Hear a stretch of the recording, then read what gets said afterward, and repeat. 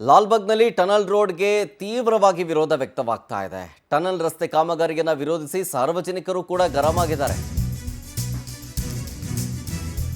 ಇಲ್ಲಿ ಸಾರ್ವಜನಿಕರು ಸಪೋರ್ಟ್ ಮಾಡ್ತಾ ಇದ್ದಾರೆ. ಲಾಲ್ಬಾಗ್ನಲ್ಲಿ ಕಾಮಗಾರಿ ಆಗಬಾರದು ಅಂತ, ಸೌಂದರ್ಯಕ್ಕೆ ಅಡ್ಡಿಯಾಗುತ್ತೆ, ಪರಿಸರ ಹಾನಿಯಾಗುತ್ತೆ ಅಂತ ಲಾಲ್ಬಾಗ್ನಲ್ಲಿ ಪ್ರದಕ್ಷಿಣೆ ಹಾಕುವ ಮೂಲಕ ತಮ್ಮ ಆಕ್ರೋಶವನ್ನು ಹೊರಹಾಕ್ತಾ ಇದ್ದಾರೆ. ಪರಿಸರ ಹೋರಾಟಗಾರರಿಂದ ವಿನೂತನವಾದಂಥ ಪ್ರತಿಭಟನೆ ಇದು. ಲಾಲ್ಬಾಗ್ ಅನ್ನು ಉಳಿಸಿ ಅಂತ ರಾಜ್ಯ ಸರ್ಕಾರಕ್ಕೆ ಮನವಿ ಮಾಡಿಕೊಳ್ತಾ ಇದ್ದಾರೆ. ನಟಿ ಸುಧಾ ಬೆಳವಾಡಿ, ಸಂಯುಕ್ತ ಹೊರನಾಡು ಈ ಒಂದು ಪ್ರತಿಭಟನೆಯಲ್ಲಿ ಭಾಗಿಯಾಗಿದ್ದಾರೆ. ಸಾರ್ವಜನಿಕರ ಜೊತೆಗೆ ಸಂವಾದವನ್ನು ಮಾಡುವಂತಹ ಸಂದರ್ಭದಲ್ಲೂ ಕೂಡ ಸಾರ್ವಜನಿಕರು ವಿರೋಧವನ್ನು ವ್ಯಕ್ತಪಡಿಸ್ತಾ ಇದ್ದಾರೆ. ಜೊತೆಗೆ ನಟಿ ಸುಧಾ ಬೆಳವಾಡಿ ಅವರು, ಸಂಯುಕ್ತ ಹೊರನಾಡು ಅವರು ಕೂಡ ಈ ಒಂದು ವಿನೂತನ ಪ್ರತಿಭಟನೆಯಲ್ಲಿ ಪಾಲ್ಗೊಂಡಿದ್ದಾರೆ. ಪರಿಸರ ಹೋರಾಟಗಾರರಿಂದ ವಿನೂತನ ಪ್ರತಿಭಟನೆ ಯಾವ ರೀತಿ ಅಂತಂದರೆ, ಈ ಟನಲ್ ಕಾಮಗಾರಿಯನ್ನು ವಿರೋಧ ಮಾಡಿ ಪ್ರದಕ್ಷಿಣೆ ಹಾಕುವ ಮುಖಾಂತರ, ಲಾಲ್ಬಾಗ್ನ ಪ್ರದಕ್ಷಿಣೆ ಹಾಕುವ ಮುಖಾಂತರ ಆಕ್ರೋಶವನ್ನು ಹೊರಹಾಕ್ತಾ ಇದ್ದಾರೆ.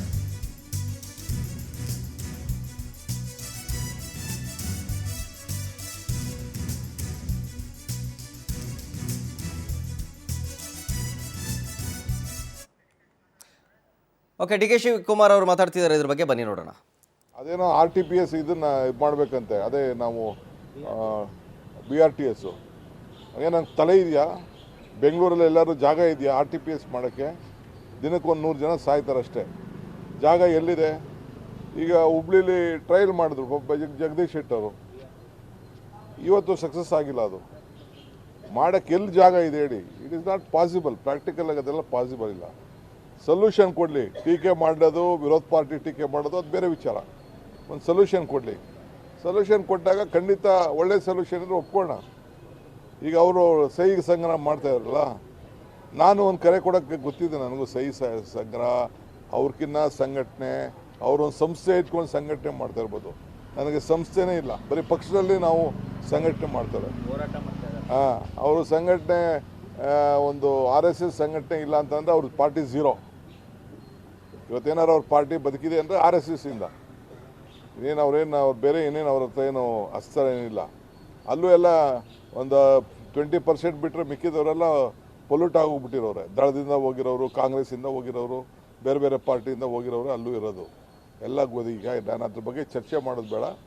ಅವರು ಸಹಿ ಸಂಗ್ರಹ ಮಾಡ್ತಾಯಿದ್ದಾರೆ, ಭಾಳ ಸಂತೋಷ. ಮಾಡಲಿ, ಜಾಗೃತಿ ಮೂಡಿಸ್ಲಿ, ಸೊಲ್ಯೂಷನ್ ಕೊಡಲಿ ಅಷ್ಟೇ. ಏನು ಮಾಡಬೇಕು ಅಂತ ಸೊಲ್ಯೂಷನ್ ಕೊಡಲಿ, ಅದ್ರ ಪ್ರಕಾರ ಮಾಡೋಣ.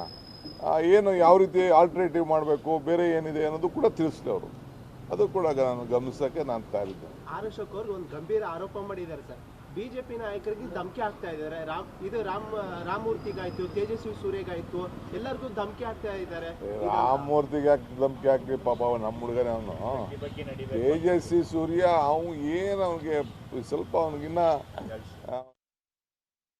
ಸಮಿತಿ ಮಾಡ್ತೀನಿ, ರೆಡಿ ಇದ್ದೀನಿ ನಾನು. ಅವರೇ ಯಾರು ಮೆಂಬರ್ ಮಾಡಬೇಕು ಅಂತ ಹೇಳಿ ಅದು ಮಾಡೋಕ್ಕೆ ಹೇಳಿದ್ದೀನಿ. ಇದು ನನ್ನ ಆಸ್ತಿ ಅಲ್ಲ, ಇದು ಇಲ್ಲ ಯಾರ ಆಸ್ತಿನೂ ಅಲ್ಲ.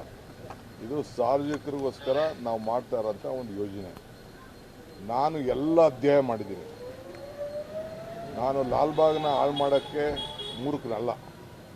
ಲಾಲ್ಬಾಗ್ ಇತಿಹಾಸ ಕೂಡ ನನಗೆ ಗೊತ್ತಿದೆ. ಲಾಲ್ಬಾಗಲ್ಲಿ ಎಷ್ಟು ಜಾಗ ಉಪಯೋಗ ಆಗ್ತಾ ಇದೆ, ಎಷ್ಟು ಉಪಯೋಗ ಆಗ್ತಾ ಇಲ್ಲ ಅನ್ನೋದು ಕೂಡ ಗೊತ್ತಿದೆ. ರಾಜಕಾರಣ ಮಾಡಬೇಕು. ಇಡೀ ಬೆಂಗಳೂರಲ್ಲಿ ಟನಲಲ್ಲಿ ಮೆಟ್ರೋ ತೊಗೊಬರ್ಲಿಲ್ವಾ? ಟನಲ್ಲಿಂದ ತಾನೇ ಮೆಟ್ರೋ ಬಂದಿದ್ದು. ಇವ್ರು ತಂದಿದ್ರಾ ಅದನ್ನು? ಹೋಗಿ ತೆಗ್ದು ದಾಖಲೆ ತೆಗೆಸಿ ನೋಡಲಿ. ನಾನು ಆವತ್ತು ಕೃಷ್ಣ ಅವ್ರ ಕಾಲದಲ್ಲಿ ಏನು ಒಂದು ವರದಿ ಏನು ಕೊಟ್ಟೆ, ನಾನು 10 ದೇಶಕ್ಕೆ ತಿರುಗಿಬಿಟ್ಟು ಬಂದು ವರದಿ ಕೊಟ್ಬಿಟ್ಟು, ಆವತ್ತಿನ ಕಾಲದಲ್ಲಿ ಟನಲ್ಲು ಒಂದು ಪ್ರಪೋಸಲ್ಲು ವಾಜಪೇಯಿ ಅವರು ಇದ್ದರು, ಅನಂತಕುಮಾರ್ ಇದ್ದರು ಡೆಲ್ಲಿಲಿ. ಕೃಷ್ಣ ಅವರು ನಾವು ಹೋಗಿ ಒಂದು ರಿಪೋರ್ಟ್ ಕೊಟ್ಬಿಟ್ಟು ಅವತ್ತು ಪ್ರಾರಂಭ ಆಯಿತು. ಇವತ್ತು ನಾವೆಲ್ಲ ಅಧ್ಯಯನ ಮಾಡಿದ್ದೀವಿ. ಅವ್ರಿಗೆ ಯಾವುದೇ ಅಭಿವೃದ್ಧಿ, ಈಗ ಜಾರ್ಜ್ ಅವ್ರ ಕಾಲದಲ್ಲಿ ಇದನ್ನು ಸ್ಟೀಲ್ ಫ್ಲೈಓವರ್ ಮಾಡಬೇಕು ಅಂತ ಒಟ್ಟು ವಿರೋಧ ಮಾಡಿದ್ರು. ಸೊಲ್ಯೂಷನ್ ಏನು? ಈಗ ಅವ್ರು ಹೇಳ್ತಾ ಇದ್ದಾರೆ, ಯಾರೊಬ್ಬ MP ಬಂದು ಮಾತಾಡ್ತಾ ಇದ್ದಾರೆ, ಇದನ್ನು ರೈಲ್ ಮಾಡಿ ಅಂತ ಅಂದ್ಬಿಟ್ಟು. ಎಲ್ಲಿದೆ ರೈಲ್ ಮಾಡೋಕ್ಕೆ? ಸೆಂಟ್ರಲ್ ಗೌರ್ಮೆಂಟ್ ಇದೆ, ಮಾಡಲಿ ರೈಲು. ಅದೇನೋ RTPS ಇದನ್ನು ಇದು ಮಾಡಬೇಕಂತೆ, ಅದೇ ನಾವು BRTS ಏನಂತ ತಲೆ ಇದೆಯಾ? ಬೆಂಗಳೂರಲ್ಲಿ ಎಲ್ಲರೂ ಜಾಗ ಇದೆಯಾ RTPS ಮಾಡೋಕ್ಕೆ? ದಿನಕ್ಕೆ 100 ಜನ ಸಾಯ್ತಾರಷ್ಟೇ. ಇವತ್ತು ಟನಲ್ ಬಗ್ಗೆ ಸಹಿ ಸಂಗ್ರಹ ಮಾಡ್ತಾ ಇದ್ದಾರೆ ಸರ್. ಅಶೋಕ್, ತೇಜಸ್ವಿ ಸೂರ್ಯ ಅವರು. ಡೀಟೇಲ್ಸ್ ಕೊಡ್ತಾರೆ ಇದ್ರ ಬಗ್ಗೆ ನಮ್ಮ ಪ್ರತಿನಿಧಿ ಸುಷ್ಮಿತಾ ಪೂಜಾರಿ ಲೈವ್ನಲ್ಲಿ. ಸುಷ್ಮಿತಾ, ಒಂದ್ ಕಡೆ ಬಿಜೆಪಿ ಈ ಟನಲ್ಗೆ ಭಾರಿ ವಿರೋಧವನ್ನ ವ್ಯಕ್ತಪಡಿಸ್ತಾ ಇದೆ, ಬೆಂಗಳೂರನ್ನ ಉಳಿಸಿ ಅನ್ನುವಂಥ ಅಭಿಯಾನವನ್ನ ಮಾಡ್ತಾ ಇದ್ದಾರೆ. ಜೊತೆಗೆ ಪಬ್ಲಿಕ್ ರಿಯಾಕ್ಷನ್ ಹೆಂಗಿತ್ತು, ಜೊತೆಗೆ ಡಿ ಕೆ ಶಿವಕುಮಾರ್ ಅವರು ಕೂಡ ಈಗಷ್ಟೇ ಮಾತಾಡ್ತಿದ್ದನ್ನ ಗಮನಿಸಿದ್ವಿ. ಸೊ ಈ ಓವರ್ ಆಲ್ ವಿಚಾರ ಸಂಬಂಧ ಏನೇನು ಡೀಟೇಲ್ಸ್ ಕೊಡ್ತೀರಿ? ಯಶರಥ್, ಬೆಂಗಳೂರಿನ ಟ್ರಾಫಿಕ್ ದಟ್ಟಣೆಯನ್ನ ನೀಗಿಸಬೇಕು ಅಂತ ಹೇಳಿ ಡಿಸಿಎಂ ಡಿ ಕೆ ಶಿವಕುಮಾರ್ ಅವರು ಕೈ ಎತ್ಕೊಂಡಿದ್ದಂತಹ ಒಂದು ಪ್ರಾಜೆಕ್ಟ್ ಅಂತ ಹೇಳಿದ್ರೆ ಅದು tunnel road. Hebbal to Silk Board ಒಟ್ಟು 16ರಿಂದ 17 ಕಿಲೋಮೀಟರ್ ಈ ಒಂದು ಟನಲ್ ರೋಡ್ ಬರುತ್ತೆ. ಬಹುಮುಖ್ಯವಾಗಿ 100 ಅಡಿ ಆಳದಲ್ಲಿ ಈ ಒಂದು ಟನಲ್ ರೋಡ್ ಅನ್ನ ನಿರ್ಮಾಣ ಮಾಡಬೇಕು ಅನ್ನುವಂತಹ ಒಂದು ಯೋಜನೆಯನ್ನು ಕೂಡ ಕೈಗೆತ್ಕೊಳ್ತಾರೆ. ಆದ್ರೆ ಆರಂಭಿಕ ದಿನದಿಂದಲೂ ಕೂಡ ಸಾಕಷ್ಟು ವಿರೋಧಗಳು ಕೇಳಿ ಬರ್ತಾ ಇರುವಂತದ್ದು. ಪ್ರಮುಖವಾಗಿ ಈ ಒಂದು ಟನಲ್ ರೋಡ್ ನ ಕೆಲವೊಂದಿಷ್ಟು ಜಾಗಗಳಲ್ಲಿ ಏನಿದೆ ಅಂದ್ರೆ ಲಾಲ್ಬಾಗ್ ಆಗಿರ್ಬೋದು, ಸ್ಯಾಂಕಿ ರಸ್ತೆ ಆಗಿರ್ಬೋದು, ಈ ರೀತಿಯ ಪ್ರಾಕೃತಿಕ ಜಾಗವನ್ನ ಈ ಒಂದು ಟನಲ್ ರೋಡ್ ಹಾಳು ಮಾಡುತ್ತೆ ಅನ್ನೋ ಕಾರಣದಿಂದಾಗಿ ಈ ಒಂದು ಟನಲ್ ರೋಡ್ ಪ್ರಾಜೆಕ್ಟ್ ನ ಕೈ ಬಿಡಬೇಕು ಅಂತ ಹೇಳಿ ಸಾಕಷ್ಟು ಜನ, ಪ್ರಮುಖವಾಗಿ ಸಾರ್ವಜನಿಕರು ಹಾಗೆ ಪರಿಸರ ಪ್ರೇಮಿಗಳು ಸಾಕಷ್ಟು ಹೋರಾಟಗಳನ್ನ ಮಾಡ್ತಾ ಬಂದ್ರು. ಅದ್ರ ಜೊತೆಗೆ ವಿಪಕ್ಷಗಳು ಕೂಡ ಇವಾಗ ಕೈಯನ್ನ ಜೋಡಿಸಿರುವಂತದ್ದು. ಬಹುಮುಖ್ಯವಾಗಿ ಕಳೆದ 3-4 ಬಾರಿ ತೇಜಸ್ವಿ ಸೂರ್ಯ ಅವರು ಕೂಡ ಲಾಲ್ಬಾಗ್ ಅನ್ನ ವಿಸಿಟ್ ಮಾಡಿದ್ರು. ಜೊತೆಗೆ ಡಿಸಿಎಂ ಡಿ ಕೆ ಶಿವಕುಮಾರ್ ಅವರ ಜೊತೆ ಮಾತುಕತೆಯನ್ನು ಕೂಡ ಆಡಿದ್ರು. ಆದ್ರೆ ಎಲ್ಲೋ ಒಂದ್ ಕಡೆ ಅವರ ಬೇಡಿಕೆಗಳಿಗೆ ಡಿಸಿಎಂ ಡಿ ಕೆ ಶಿವಕುಮಾರ್ ಅವರು ಒಪ್ಪಿಲ್ಲ ಅನ್ನೋದು ಇಲ್ಲಿ ಸ್ಪಷ್ಟವಾಗಿ ಕಾಣಿಸ್ತಿರುವಂತದ್ದು. ಹೀಗಾಗಿ ಇವತ್ತು ವಿಪಕ್ಷ ನಾಯಕ ಆರ್ ಅಶೋಕ್, ಶಾಸಕ ಅಶ್ವಥ್ ನಾರಾಯಣ ಸೇರಿದಂತೆ ಸಾಕಷ್ಟು ಜನರು ಇವತ್ತು ಒಂದು ಸಹಿ ಸಂಗ್ರಹವನ್ನ ಮಾಡಿದ್ರು, ಅಭಿಯಾನವನ್ನ ಮಾಡಿದ್ರು. ಪ್ರಮುಖವಾಗಿ ಈ ಒಂದು ಲಾಲ್ಬಾಗ್ ಏನಿದೆ ಅದು ಬಹಳ ವರ್ಷಗಳ ಹಳೆಯದಾದಂತಹ ಲಾಲ್ಬಾಗ್ ಆಗಿರ್ಬೋದು. ಅದರ ಜೊತೆಗೆ ಪ್ರಮುಖವಾಗಿ ಅಲ್ಲಿರುವಂತಹ ಬಂಡೆ ಏನಿದೆ ಅದು 3,000 ಮಿಲಿಯನ್ ವರ್ಷಗಳ ಹಳೆಯದಾದಂತಹ ಬಂಡೆ. ಈ ಒಂದು ಬಂಡೆಯನ್ನ ಹಾಳು ಮಾಡೋದ್ರಿಂದಾಗಿ ಸಾಕಷ್ಟು ಏನು ನಮ್ಮ ಬೆಂಗಳೂರಿಗೆ ನಷ್ಟ ಆಗುತ್ತೆ. ಹಾಗೆ ಕೆಂಪೇಗೌಡರು ನಮ್ಮ ಬೆಂಗಳೂರು ಚೆನ್ನಾಗಿರ್ಲಿ ಅಂತ ಹೇಳಿ ನಿರ್ಮಾಣವನ್ನ ಮಾಡಿರುವಂತದ್ದು. ಆದ್ರೆ ಇವರು ದುಡ್ಡು ಹೊಡೆಯುವಂತಹ ಹುನ್ನಾರದಿಂದ ಈ ರೀತಿಯ ಟನಲ್ ರೋಡ್ ಯೋಜನೆಯನ್ನ ಮಾಡಿದ್ದಾರೆ. ಬಹುಮುಖ್ಯವಾಗಿ ಈ ಒಂದು ಟನಲ್ ರೋಡ್ ಅಲ್ಲಿ ಯಾವುದೇ ರೀತಿಯಲ್ಲಿ ಮಧ್ಯಮ ಹಾಗೆ ಬಡವರ್ಗದವರು ಬೈಕ್ ಅಥವಾ ಸೈಕಲ್ಗೆ ಇದರಲ್ಲಿ ಅನುಮತಿ ಇಲ್ಲ. ಹೊರತುಪಡಿಸಿ ಕಾರುಗಳಲ್ಲಿ ಓಡಾಡೋರಿಗೆ ಮಾತ್ರ ಇಲ್ಲಿ ಅವಕಾಶ ಇರುವಂತದ್ದು. ಜೊತೆಗೆ ಕಾರಲ್ಲಿ ಓಡಾಡೋರು ಕೂಡ ಒಂದು ಟೋಲ್ ಅನ್ನ ಕಟ್ಟಬೇಕಾಗತ್ತೆ. ಆ ಒಂದು ಟೋಲ್ ನ ವೆಚ್ಚ ಪ್ರತಿ ತಿಂಗಳಿಗೆ 16ರಿಂದ 20 ಸಾವಿರ ಆಗುತ್ತೆ. ಸೊ ಹೀಗಾಗಿ ಇದು ಎಲ್ಲೋ ಒಂದ್ ಕಡೆ ಕಾಂಗ್ರೆಸ್ ದುಡ್ಡು ಹೊಡೆಯುವಂತಹ ಹುನ್ನಾರವನ್ನ ಇಲ್ಲಿ ಮಾಡ್ತಾ ಇದೆ. ಜೊತೆಗೆ 120 ಇಲಾಖೆಯ ಪರ್ಮಿಷನ್ ಅನ್ನ ಈ ಒಂದು ಟನಲ್ ರೋಡ್ಗೆ ತಗೊಳ್ಬೇಕಾಗಿತ್ತು. ಆದ್ರೆ ಇಲ್ಲಿವರೆಗೂ ಕೂಡ ಕಾಂಗ್ರೆಸ್ ಯಾವುದೇ ರೀತಿ ಪರ್ಮಿಷನ್ ಅನ್ನ ತೆಗೆದುಕೊಂಡಿಲ್ಲ. ಬಹುಮುಖ್ಯವಾಗಿ ಲಾಲ್ಬಾಗ್ನ ಆಗಿರಬಹುದು ಅಥವಾ ಇನ್ನಿತರ ಪಾರ್ಕ್ ಜಾಗ ಏನಿದೆ ಆ ಒಂದು ಜಾಗವನ್ನ ಬಳಸಿಕೊಳ್ತಿರೋದ್ರಿಂದಾಗಿ ತೋಟಗಾರಿಕಾ ಇಲಾಖೆಯ ಪರ್ಮಿಷನ್ ಅನ್ನು ತೆಗೆದುಕೊಂಡಿಲ್ಲ ಅಂತ ಹೇಳಿ ಜಂಟಿ ನಿರ್ದೇಶಕರು ಸ್ವತಃ ಆರ್ ಅಶೋಕ್ ಅವರಿಗೆ ತಿಳಿಸಿದ್ರು. ಸೊ ಹೀಗಾಗಿ ಎಲ್ಲೋ ಒಂದ್ ಕಡೆ ವಿಪಕ್ಷಗಳು ಇವತ್ತು ಹೋರಾಟವನ್ನು ಶುರು ಮಾಡಿದೆ. ಜೊತೆಗೆ ಒಂದು ವೇಳೆ ಈ ಒಂದು ಟನಲ್ ರೋಡ್ ಪ್ರಾಜೆಕ್ಟ್ ಅನ್ನ ಕೈ ಬಿಟ್ಟಿಲ್ಲ ಅಂತ ಹೇಳಿದ್ರೆ ಮುಂದಿನ ದಿನಗಳಲ್ಲಿ ಮತ್ತಷ್ಟು ಹೋರಾಟಗಳನ್ನ ಮಾಡ್ತೀವಿ. ಜೊತೆಗೆ ಏನು ಭೂಮಿ ಮೇಲಿರುವಂತಹ ಅಂದ್ರೆ ರಸ್ತೆಗಳಲ್ಲಿ ಕಣ್ಣಿಗೆ ಕಾಣುವಂತಹ ರಸ್ತೆ ಗುಂಡಿ ಆಗಿರಬಹುದು, ಕಸದ ಸಮಸ್ಯೆ ಆಗಿರಬಹುದು, ಇದ್ಯಾವುದನ್ನು ಕೂಡ ಕಾಂಗ್ರೆಸ್ ಸರ್ಕಾರ ಆಗಿರಬಹುದು ಹಾಗೆ ಜಿಬಿಎ ಅಧಿಕಾರಿಗಳು ಮಾಡ್ತಾ ಇಲ್ಲ. ಅದನ್ನ ಹೊರತುಪಡಿಸಿ ಇವಾಗ ಭೂಮಿ ಒಳಗೆ 100 ಅಡಿ ಆಳದಲ್ಲಿ ಈ ಒಂದು ಟನಲ್ ರೋಡ್ ಅನ್ನ ನಿರ್ಮಾಣ ಮಾಡಲಿಕ್ಕೆ ಹೊರಟಿದ್ದಾರೆ.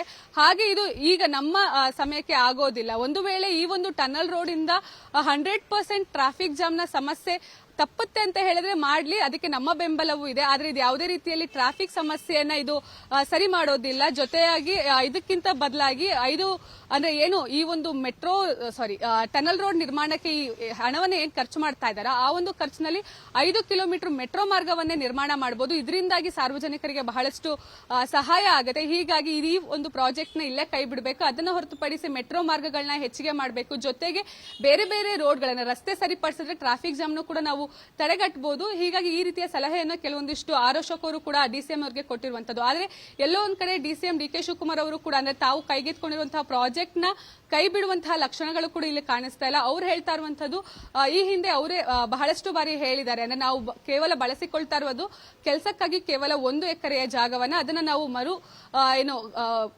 ಗಿಡಗಳನ್ನ ನೆಡ್ತೀವಿ, ಯಾವುದೇ ರೀತಿ ತೊಂದರೆಯನ್ನ ಮಾಡೋದಿಲ್ಲ ಲಾಲ್ಬಾಗಿಗೆ ಅಂತ ಹೇಳ್ತಾ ಇರುವಂತದ್ದು. ಒಟ್ನಲ್ಲಿ ಈ ಒಂದು ಟನಲ್ ರೋಡ್ ವಿಚಾರವಾಗಿ ಸಾಕಷ್ಟು ವಿರೋಧಗಳು ವ್ಯಕ್ತ ಆಗ್ತಾ ಇದೆ. ಕಾದ್ ನೋಡಬೇಕಾಗಿದೆ ಮುಂದಿನ ದಿನಗಳಲ್ಲಿ ಈ ಒಂದು ಟನಲ್ ರೋಡ್ ಯಾವ ರೀತಿಯ ಸ್ವರೂಪಗಳನ್ನ ಪಡೆದುಕೊಳ್ಳುತ್ತೆ ಅಂದ್ರೆ ಪ್ರಮುಖವಾಗಿ ರಾಜಕೀಯ ಚರ್ಚೆಗೂ ಕೂಡ ಇದು ಕಾರಣ ಆಗಿರುವಂತದ್ದು. ಹಾಗೆ ಯಾವ ರೀತಿಯಲ್ಲಿ ಈ ಒಂದು ಪ್ರಾಜೆಕ್ಟ್ ನಡೆಯುತ್ತೆ ಅಂತ ಹೇಳಿ, ಯಾಕಂತ ಹೇಳಿದ್ರೆ 4 ಬಾರಿ ಟೆಂಡರ್ ಕರೆದಾಗ್ಲೂ ಕೂಡ ಯಾರು ಕೂಡ ಈ ಒಂದು ಟೆಂಡರ್ ನ ಒಪ್ಕೊಂಡಿಲ್ಲ. ಈಗ 5ನೇ ಬಾರಿ ಟೆಂಡರ್ ಅನ್ನ ಕರೆದಿದ್ದಾರೆ. ಒಟ್ಟು 120 ದಿನಗಳ ಕಾಲಾವಕಾಶ ಇದೆ. ಈ ಸಮಯದಲ್ಲಿ ಯಾರಾದ್ರೂ ಟೆಂಡರ್ ತೆಗೆದುಕೊಳ್ತಾರೆ, ಈ ಒಂದು ಪ್ರಾಜೆಕ್ಟ್ ಶುರು ಆಗುತ್ತೆ ಅನ್ನೋದನ್ನು ಕೂಡ ಕಾದ್ ನೋಡಬೇಕಾಗಿದೆ. Sharath, thank you Sushmita.